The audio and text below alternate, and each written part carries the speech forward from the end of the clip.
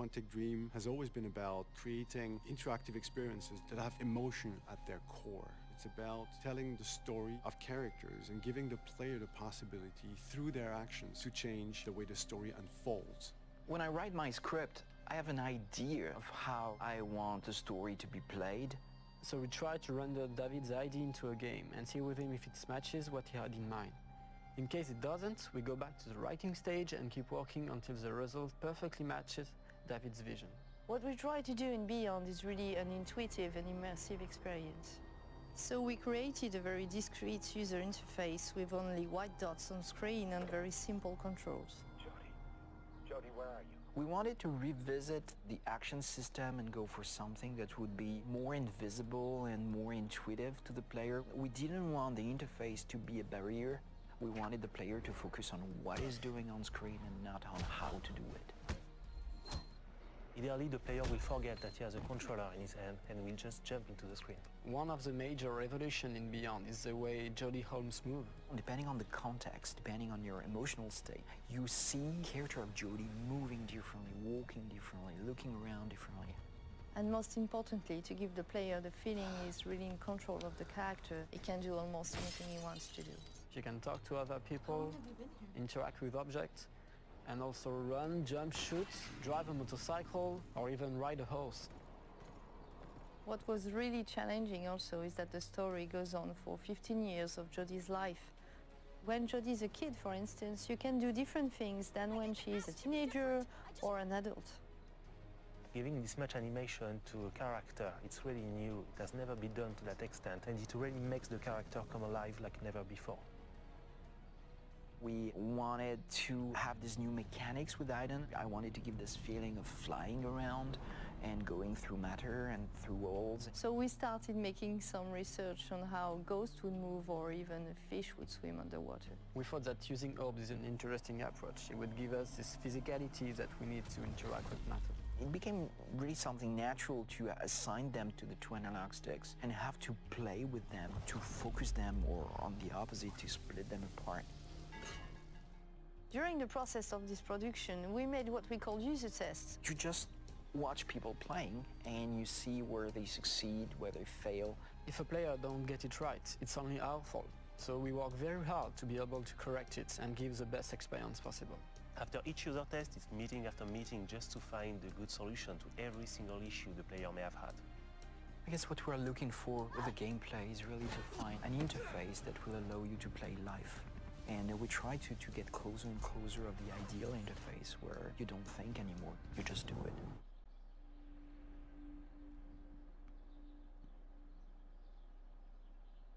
Und auch für die PS4. Das war das Making-of. Ja, ich zeig euch noch das weiter. Noch hier das. Gucken, was das ist.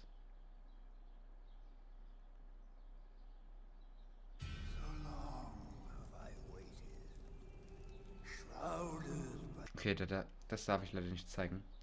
Ich denke mal, dass es ein Videomaterial ist, was noch veröffentlicht wird. Und ja, das war der kleine Bonus. Ich guck mal nochmal. Fortgeschrittenes Experiment.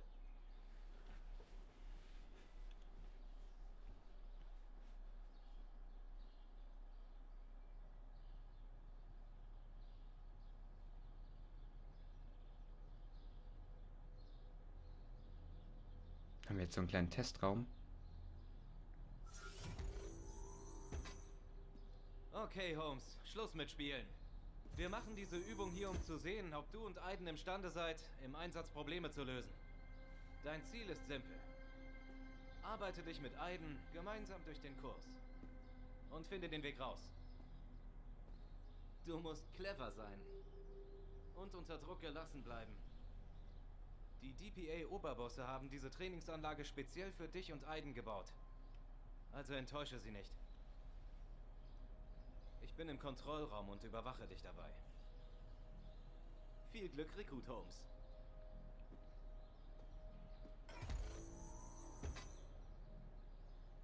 Zeig's ihm, Jodie. Mach dein Ding.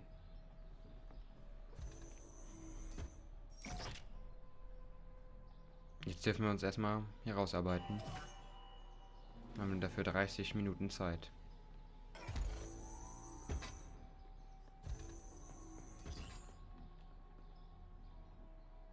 Mach schon, Aiden.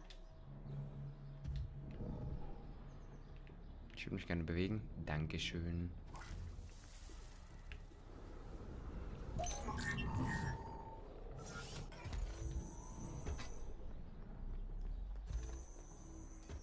Was nun?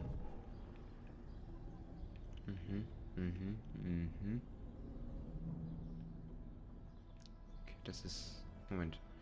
Ich weiß schon wie. War hier oben nicht irgendwas? Ah, hier unten. Kann ich leider nicht aktivieren. Ich muss doch irgendwie eine andere Möglichkeit geben, durchzukommen. Wir laufen einfach mal dagegen. Okay. Wir müssen erst immer einen Checkpoint anscheinend erreichen.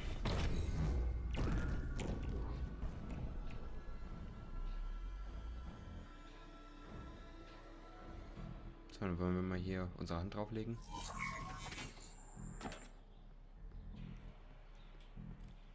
Und uns da durchrauben.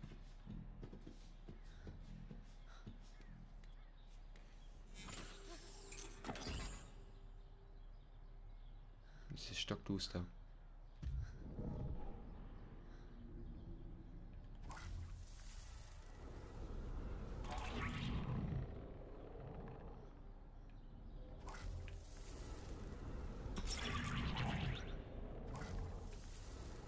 Oh.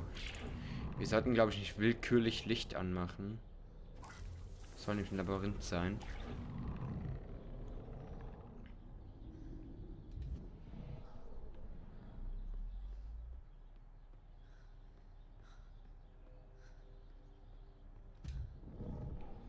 War jetzt nicht so klug von uns.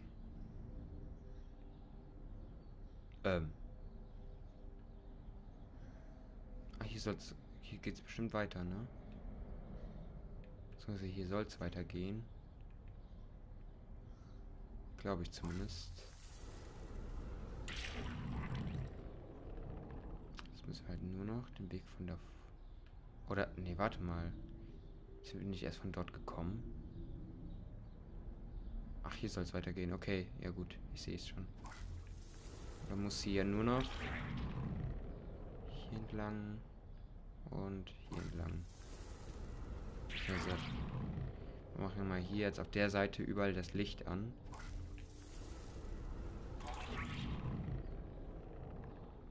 Oh.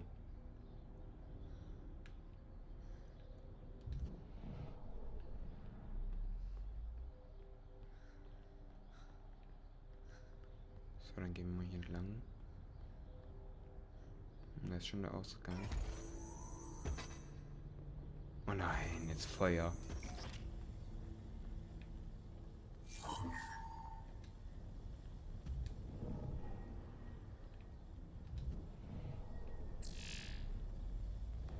Okay.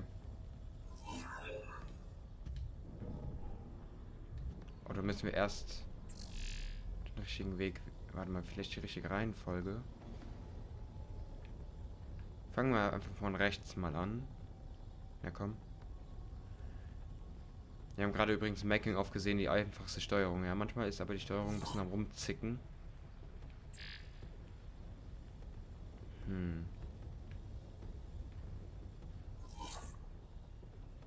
Das ist ein Rätsel, ne?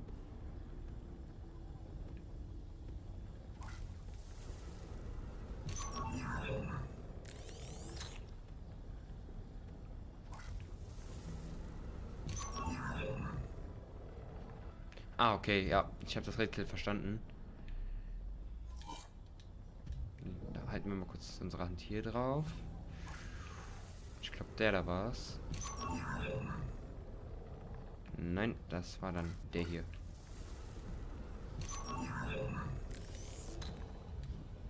Gut. Und dann noch ganz nach vorne.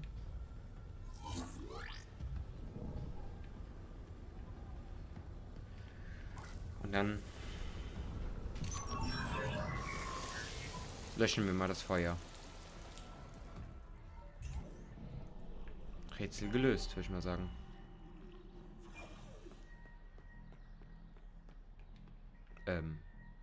Okay, ist noch ein Rätsel. Das Feuer ist gelöscht. Nur wie kommen wir jetzt hier raus? Vielleicht muss ich noch eine Schaltung betätigen.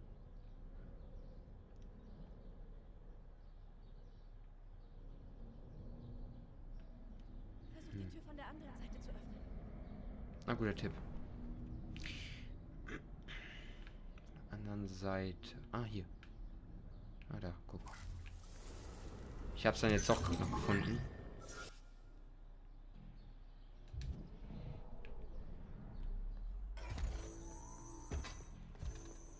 So, wohin? Ich guck mal hier entlang.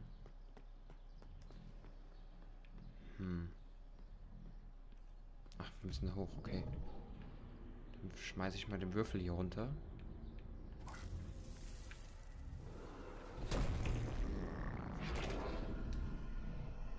Können wir mal da hochklettern. Oh, sorry. Habe aus Versehen gegen das Mikro geschlagen, als ich den Controller hochgehoben habe. Also hochgezogen. Komm, Holmes, du schaffst das.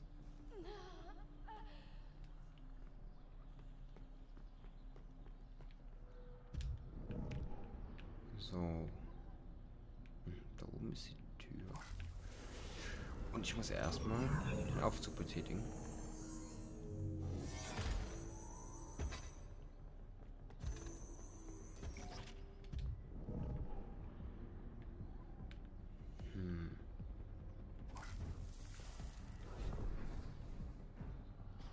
Okay, ich hab's verstanden. Man muss also fester daran. Oder?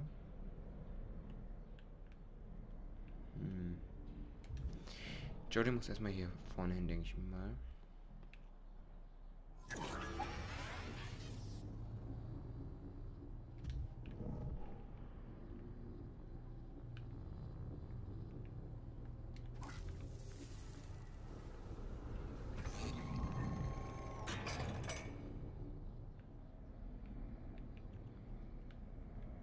Muss ich sonst noch irgendwas? Tatsache.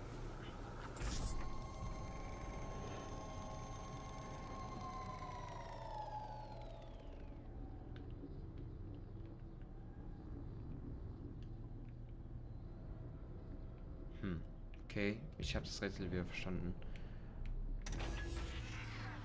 Das fährt ja jetzt runter wahrscheinlich, oder nicht? Oder auch nicht.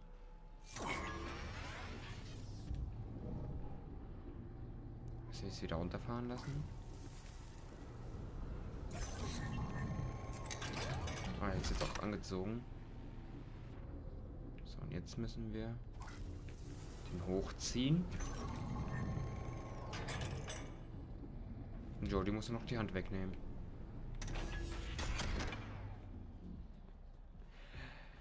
Ich würde mal sagen, das hat nicht so gut funktioniert. Ich würde mal sagen, gute Rätsel.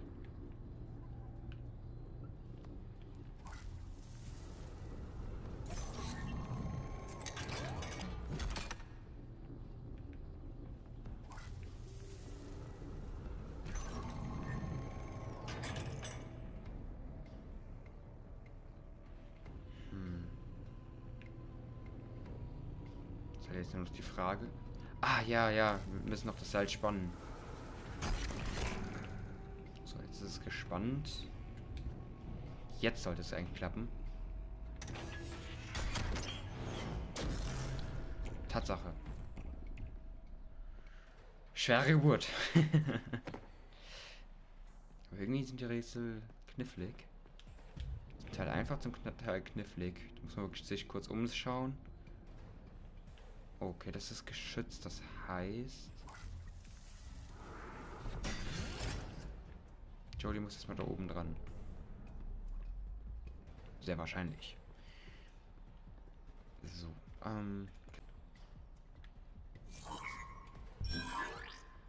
So, jetzt ist es wieder freigegeben. Jetzt kann sie sich da drauf stellen. Oh, Ich höre langsam, dass die Zeit knapp wird. Wenn ich nur wüsste, wie lang das gehen würde, also wie viele Hindernisse wir haben oder Rätsel, wie auch immer. Okay, wir müssen da hoch. Frage ist nur, wie. Da ist doch ein Aufzug, oder nicht? Oder müssen wir da jetzt wieder ein Riesenrätsel lösen? Ich sehe da aber schon was.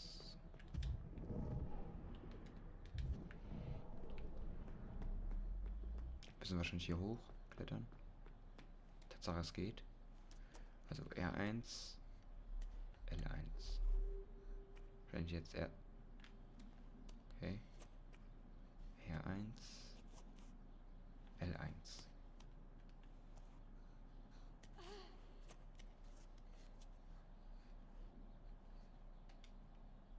Gut. So, jetzt muss Aiden mal kurz das da rüber schubsen.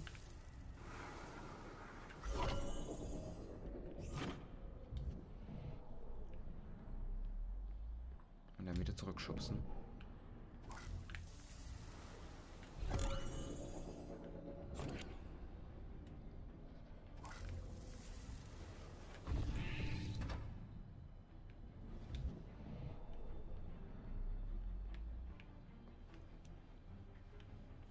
Gut, müssen wir uns kurz darüber hangeln. Ich hoffe, Jodie kann ein paar Minuten aushalten, weil ich sehe, dass ich gerade noch was machen muss vorher, damit sie da sich überhaupt befreien kann.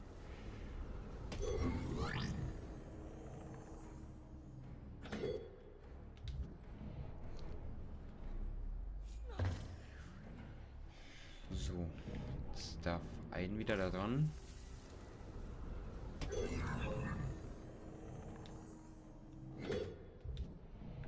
Und sie darf jetzt kurz noch weitergehen. Ist die Frage nur, wie kommt sie jetzt wieder darüber? Gucken wir uns erstmal hier um. Muss es doch eine Möglichkeit geben.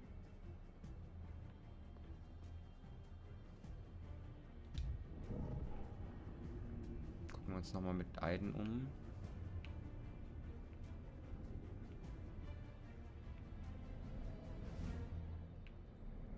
Das wäre zu einfach. Glaube ich zumindest. Drück mal hier drauf. Ah. Man muss nur genau hinschauen.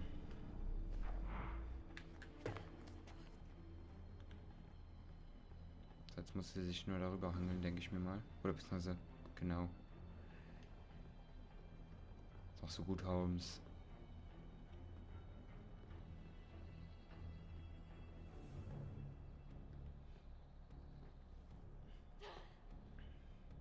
So. Das ist übrigens das Einzige, was ich noch nicht gespielt habe bei Beyond the Souls. Diesen zusätzlichen Inhalt. Nein, andere Richtung.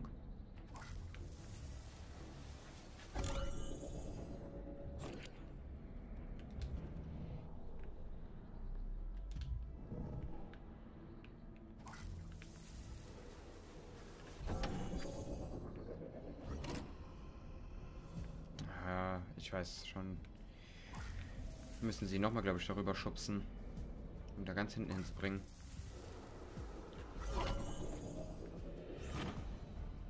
So, damit sie nämlich ihre Hand da drauflegen kann. Und damit wir sie wieder darüber schubsen können. Und den Knopf betätigen können.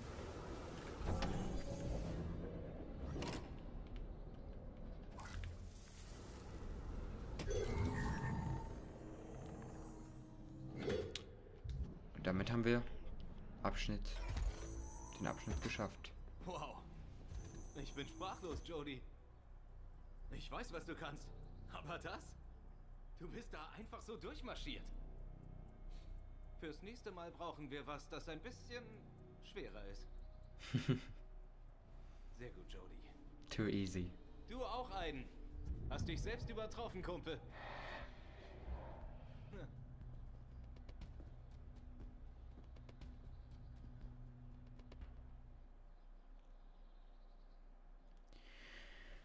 Gut, damit würde ich dann die Bonusfolge beenden.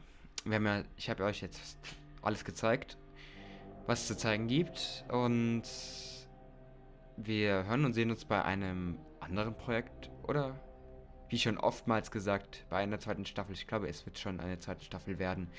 Aber jetzt erstmal kurz ein bisschen ruhen lassen, das Game. Und dann wieder mit anderen Entscheidungen, vielleicht auch mit einer anderen Reihenfolge, neu durchstarten in Beyond the Souls. Bis dahin.